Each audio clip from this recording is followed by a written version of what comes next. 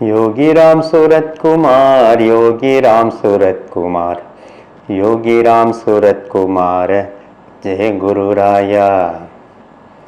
அனைவருக்குமானாய் யோகிராம் சுரத்குமார் என்ற இந்த YouTube channel வழியாக மீண்டும் பக்தர்களாகிய உங்களை சந்திப்பதில் ரொம்ப சந்தோஷம். இன்றைக்கி நம்ம பகவான் யோகிராம் சுரத்குமார் கொடுத்த ஒரு அருமையான அனுபவத்தை தான் உங்களோட ஷேர் பண்ணிக்கலாம்னு நினச்சிக்கிறேன். இந்த அனுபவம் 1991 நடந்த ஒரு கிடைச்ச அனுபவம். அப்போ நான் படித்து முடித்து என்னோடய தாய் மாமா ப்ரெஸ் இங்கே கார்டினேஷன் லித்தோ ஒர்க்ஸ்ன்னு இருக்குது சிவகாசியில். அங்கே வந்து பிரிண்டிங் ப்ரெஸ்ஸில் ஃபேக்ட்ரி மேனேஜராக நான் ஒர்க் பண்ணிக்கிட்டு இருந்த காலகட்டம். அப்போ 1991 பகவானை தரிசிக்க ஒரு பாக்கியம் கிடைச்சிது.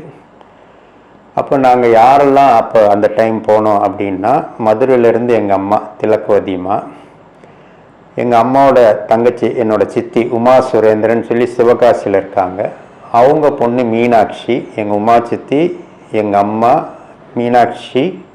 அது போக திருநெல்வேலியிலேருந்து இன்னொரு கடைசி சித்தி சாரதான்னு பேர், அவங்க பொண்ணு லக்ஷ்மி பாய். இவங்களோட சேர்ந்து நானும் பகவானை தரிசிக்கிறதுக்காக திருவண்ணாமலை எல்லோரும் சேர்ந்து போனோம். அந்த காலகட்டத்தில் பகவான் சந்நிதி தெரு வீட்டில் தான் இருந்தாங்க. திருவண்ணாமலையில் நாங்கள் நாடார் லாட்ஜில் தான் தங்கியிருந்தோம். எங்களுக்கு அந்நேரம் கிடைச்ச ஒரு பெரிய பாக்கியம் என்னென்னா, பகவானே எங்களுக்கு நாடார் லாட்ஜில் வந்து எங்களுக்கெல்லாம் ஆசீர்வாதம் பண்ணுற மாதிரி ஒரு பாக்கியம் கிடச்சிது. ஒரு 2-3 நாள் தங்கியிருப்போம். எல்லா நாளும் சாமி வந்து அங்கே வந்து ஆசீர்வாதம் பண்ணக்கூடிய ஒரு பாக்கியம். அதில் ஒரு சுவையான அனுபவம் பகவான் கொடுத்தார். என்ன கொடுத்தார் அப்படின்னா, எங்களுக்கெல்லாம் ஆசீர்வாதம் பண்ணி முடித்து பகவான் திரும்ப வந்து சன்னதி கிளம்பி போகும்போது குமாரவேலு அப்படின்னு சொல்லிட்டு என்னை கையை பிடிச்சிட்டு சன்னதி தெரு வீடு வரைக்கும் கூப்பிட்டு போவாங்க.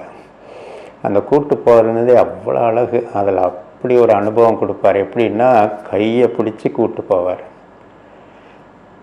நாடார் லாட்ஜ் ரூம் வந்து மாடியில் தான், ஃபஸ்ட் ஃப்ளோரில் தான் இருக்கும்.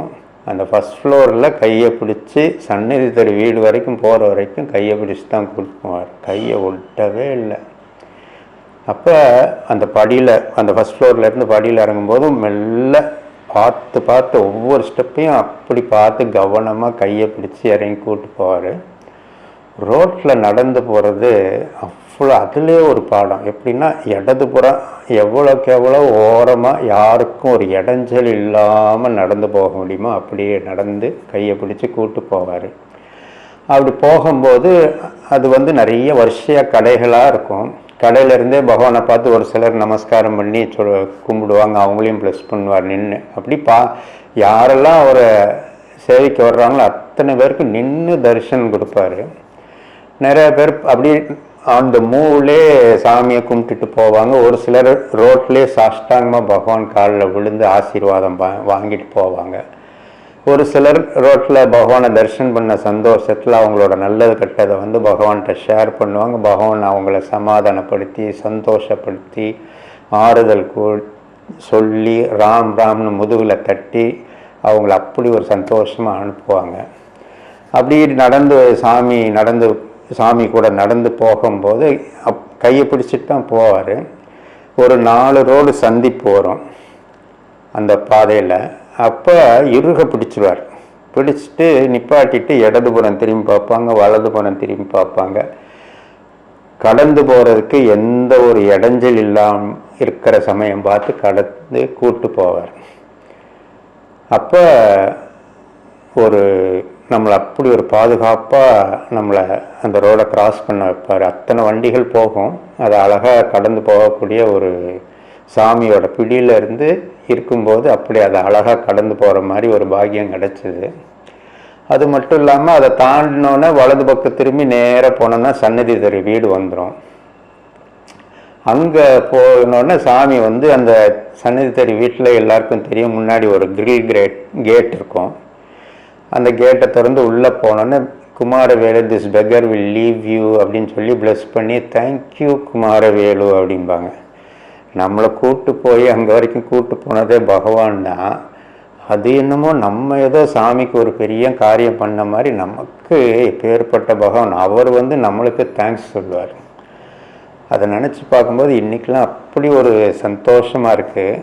சாமி செய்கிற ஒவ்வொரு விஷயங்களுமே நமக்கு ஏதாவது ஒரு பாடம் அதில் இருக்கும், நிச்சயம் இருக்கும். அன்றைக்கி இந்த நடந்த சம்பவம் ஒரு 10 நிமிஷம் தான் இருந்திருக்கும். நாடாளுமன்றத்துலேருந்து சன்னதி தெரு வீடு போகிறதுக்கு. இந்த 10 நிமிஷத்தில் நடந்த சம்பவங்களை சாமி உணர்த்தின விஷயங்கள் என்னென்னு இப்போ யோசித்து பார்த்தா ஓரளவு நமக்கு புரியுது. அந்த டைமில் அது புரியலை. ஏதோ சாமியோட போனோம், சாமி நம்மளை கூப்பிட்டு போனார்னு ஒரு சந்தோஷம்தான் இருந்துச்ச ஒழிய அதோட ஆள் அர்த்தம்லாம் நேரம் தெரியல. ஆனால் இப்போ சாமி என்ன உணர்த்துறாருன்னா, அவர் பிடியில் நம்மளை ஒப்படைச்சோம்னு வச்சுக்கோங்களேன்.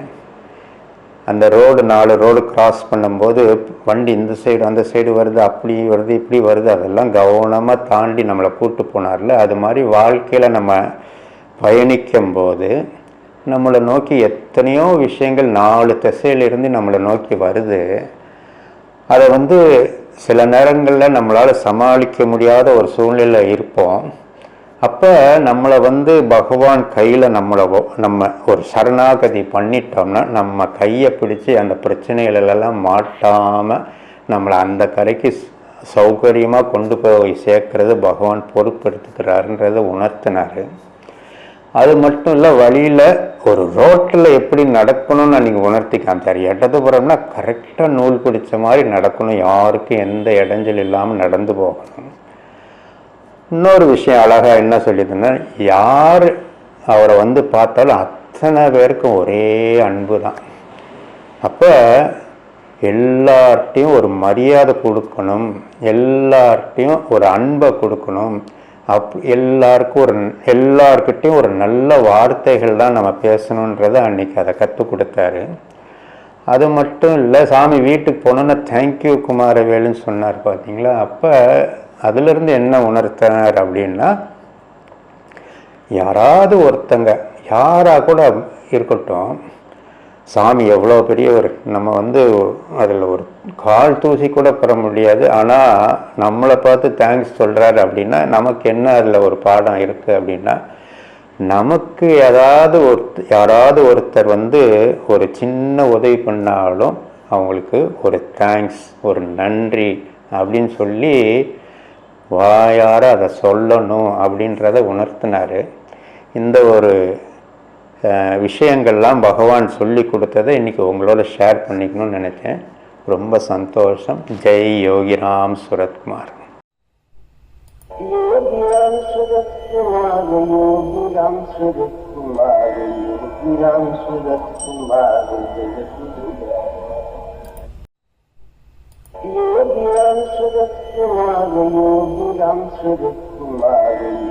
Ram Surat Kumar,